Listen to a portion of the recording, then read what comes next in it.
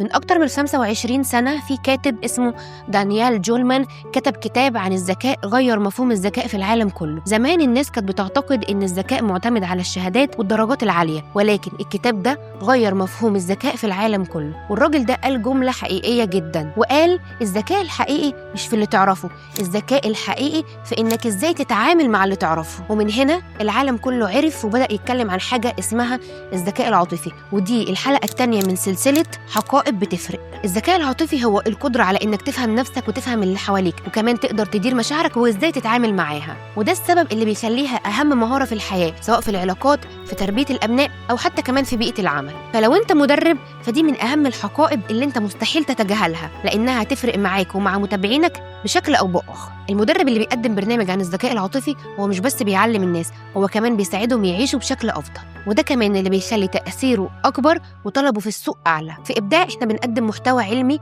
مهم جدا عن الذكاء العاطفي، بس ناقصه لمسة أخيرة عشان يناسب جمهورك وفئتك المستهدفة. يعني تقدر تبدأ تقدمها دلوقتي تحت اسمك، وتكون المدرب اللي بيلمس مشاعر الناس قبل عقولها.